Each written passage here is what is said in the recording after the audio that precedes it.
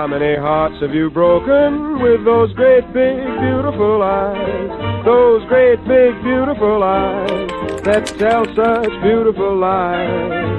How many times have you kissed somebody like you kissed me then? I don't. Good evening, ladies and gentlemen, and all ships at sea. We interrupt this broadcast to bring you an important message from the Prepared Mind Network.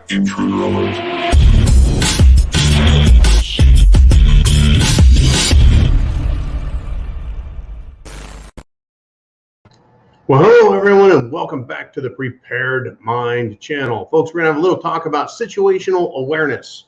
It's one of those things that can save your life.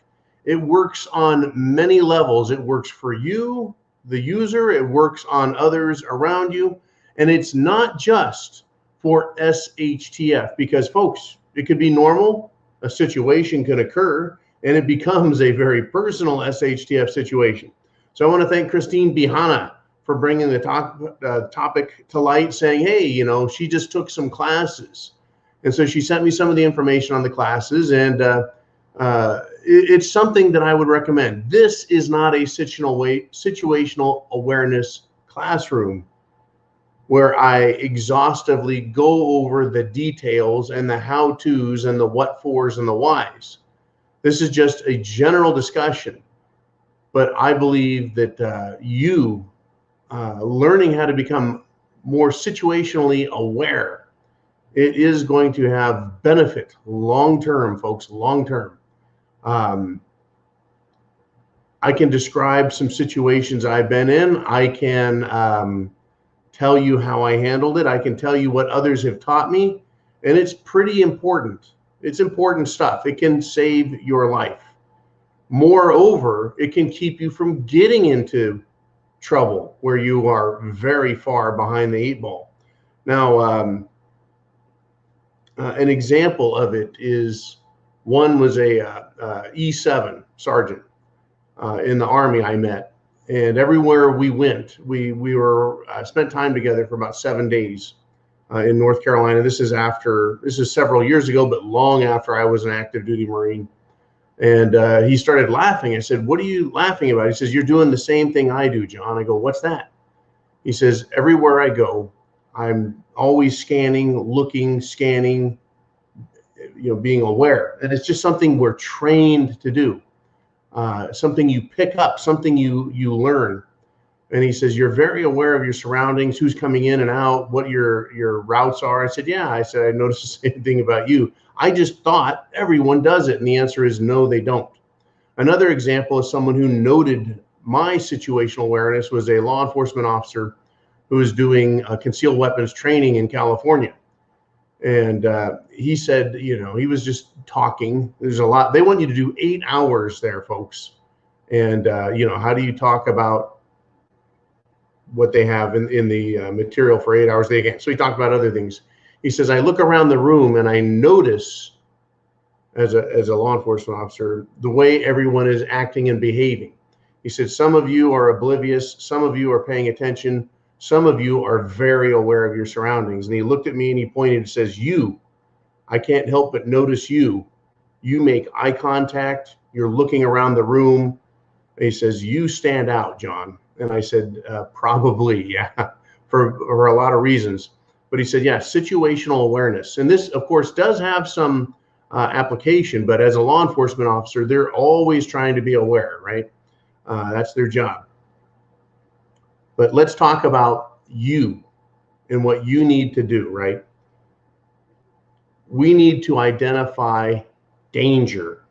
Let's just focus on danger. I'll put down everything and talk about danger. Danger is threat. So how do you avoid it, right? Do you always want to be in danger, or do you want to avoid danger? You want to avoid danger. That's why they say don't drive in bad neighborhoods. You know where you're at. When we see examples of this, when people turn the corner and they're filming and they end up in a protest zone in Portland, Oregon, and they're like, geez, I made a wrong turn. And then people start beating on the car. Not a good situation. Not good.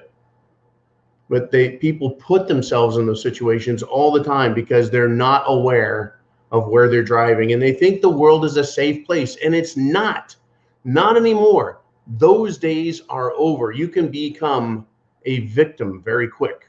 So situational awareness while you're driving, important. Don't put yourself in bad situations. Like, for example, if you are a normal, clean-cut person and you're in a bad part of town, do you just walk into a bar? I mean, the bar could be full of pimps and hood rats, or the bar could be full of really badass bikers who are in no mood for normies, right? You don't do that. So why would you drive your car into bad neighborhoods? Why would you drive your car into situations that are dangerous? You wouldn't, right? But now let's just assume that you're not in a in a ghetto bar or a biker bar or a hillbilly bar or some, kind of redneck honky tonk where you just ought not to be at 1 a.m. Shit hitting the fan happens lots of places. How many stories have we heard that the mainstream media won't cover?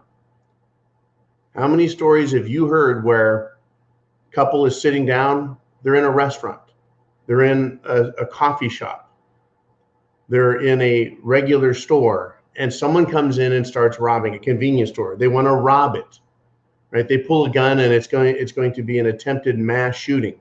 And those two people happen to be, 1, aware of what's going on, 2, they happen to have concealed weapons permits, and 3, they use their right of self-defense to protect themselves and others because they're aware and they're prepared and they're right there. They're Johnny on the spot, and they stop the criminal behavior and they save lives.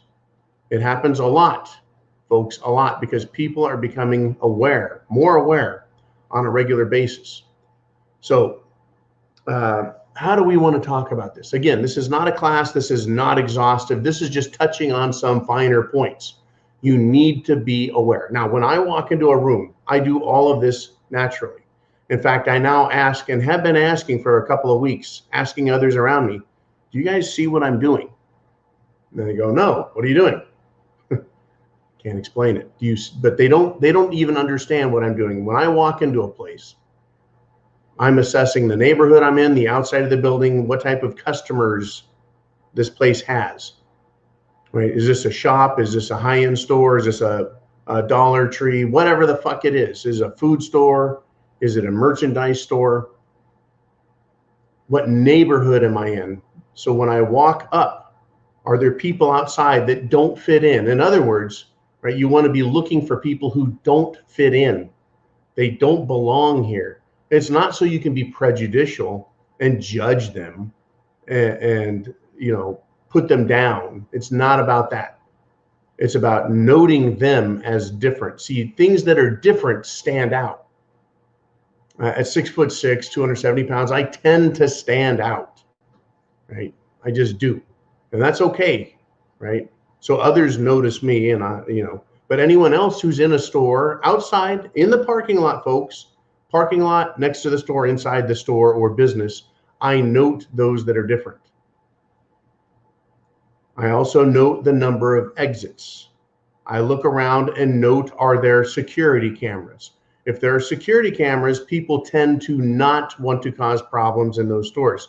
They'll choose places where they are less likely to get caught for the criminal offense they're looking to do. Now, if it's just to go on a mass murdering rampage, they probably don't give a shit. But again, right, we're reducing down. We're eliminating things that are neutral or undangerous, and you're looking for things that are dangerous, right? And you're trying to put yourself in undangerous situations and areas, right? You're trying to minimize risk, maximize potential to survive any situation that comes up. Situational awareness, aware of what's around you. So I look at people. I look at security. I look at the number of doors. How many windows? Is this place well lit or is it dark and confining? I look at that. How many employees are there? Is there 1 employee and there's 20 customers, or is there 4 or 5 employees? If there's more employees, that tends to be, right, a different scenario. They can hit alarms. They can take action. Understand that, folks. Not that employees in retail anymore give a shit about the business they're in, but in mom and pop stores, right? Again, what type of business are you in? A mom and pop store? There might be a shotgun or handgun behind the counter somewhere. Corporate store, They'll hand over all the cash. They don't care. Anyways, let us continue. I look at security, I look at lighting, I look at windows, I look at the size of the store, what type of merchandise is there, the people that are in there, and then the people, folks, are always the biggest threat. They're the ones that commit the crimes. The merchandise doesn't commit a crime. The cash doesn't commit a crime, it's people. So is there someone in the store that doesn't belong? And this, or sexual identity or race or anything like that. It's who doesn't fit. It's not the way they look 100%. It's how they behave. People, when they're engaging in drinking coffee, they tend to drink coffee, right? Their eyes aren't bugged out. They're not looking around, right? If you got a table full of people and their heads are on swivels and they're all looking around, right? What are they up to, right? The behavior. It's very important to note. If someone is about to commit a crime, they tend to get antsy. Their behavior is different. Again, taking a law enforcement class on situational awareness and human behavior might be beneficial, right? Someone's about to lose their shit. Their behavior is wrong. Now, the law enforcement officer, a friend of mine, he said, John, you're always very aware. You're always looking around, paying attention. So you get my attention as law enforcement. You stand out to me. And I said, that's funny. You guys stand out to me. Like, people go, how do you know that guy's a cop? I go, look at how he's behaving, right? Right? People can spot a cop real easy. They can spot a cop because of the way they behave, the way they stand, the way they face and isolate themselves from a room and keep themselves at a safe distance from others, right? This is all situational awareness. This is all tactical deployment of yourself, understanding the room that you're in. So I can identify law enforcement and they can identify me. Typically, this haircut says either law enforcement or military or clean-cut, tax-paying, red-blooded, non-criminal American. So I don't get targeted so much. But I see other people that are behaving like, are they regular people? Are they law enforcement? Are they criminals? And if I say that person is behaving and has some criminal tendencies in their attitude, their body language, their behavior, they don't seem to fit in the situation, now my focus comes down onto them. And I start thinking about them, right? Now we get into threat assessment. We get into risk assessment, right? Now, the person I just may just go, oh, they just whatever. Or I could get those spidey senses tingling. This is a very dangerous situation. Do I leave? Or do I put myself in a more tactical, advantageous position so that if something goes down, I can handle it? Whether that is I want to take action or just avoid them altogether, right? And this has happened just a few times, folks. It's not the movies where every time the superhero goes into a store, he's accidentally in the right place at the right time to handle everything and be the hero. That's not how real life works. But I have taken myself out of situations many times, and there was no need. And I'm like, I don't like how this place feels. I'm out. And I go out, and cops don't show up 10 minutes later. Sirens, guns, none of that. I just didn't like the situation. Situational awareness. It is really critical. Right? A lot of military people, a lot of law enforcement do this. Here's some key words, right? Observe, orient, decide, act.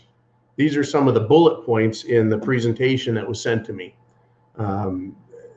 It is a very technical thing. It is something that you can learn, situational awareness, develop your situational awareness, improve or perfect your situational awareness. Now, we're talking about regular times. How about SHTF?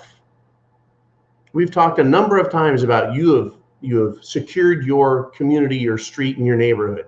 Your neighbors are all on board. You got Mad Max in certain areas of the town. There's bad people running around doing bad things. and you want to protect yourself, your family, your property, your neighborhood, and you see some people coming down the street, people you don't recognize, shit has hit the fan. What do you do with them?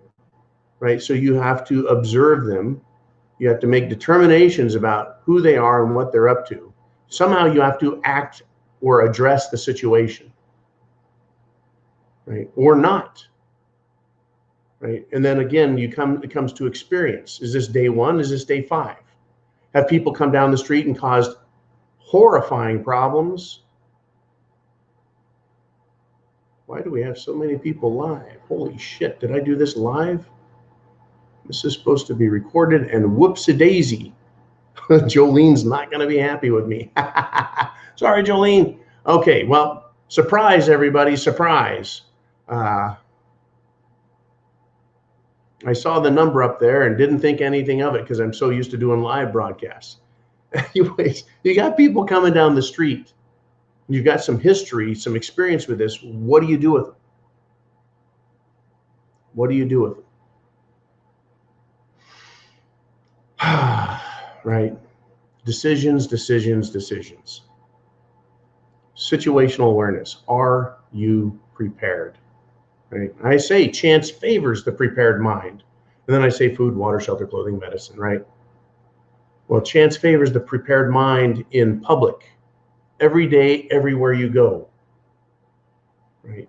Every day, everywhere you go. Chance favors the prepared mind. Right? Are you ready?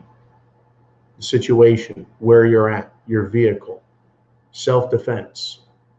Are you looking around? Are you paying attention to what's going on?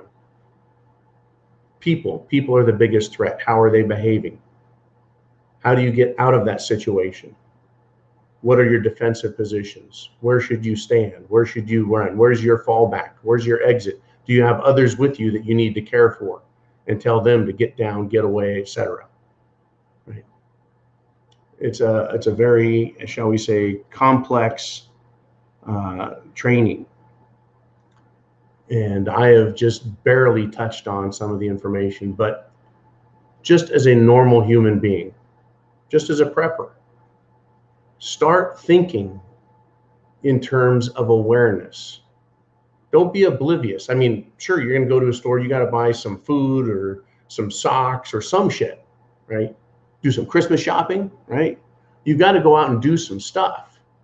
Start being aware. Look around at the other people. Not like they're criminals, but just start becoming aware of them. How are they dressing? How are they acting?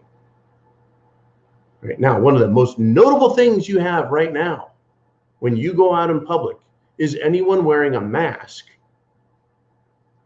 Tells you, except for the elderly, who are probably wearing masks because they've been scared to death and told to do it, and they're in the high-risk group.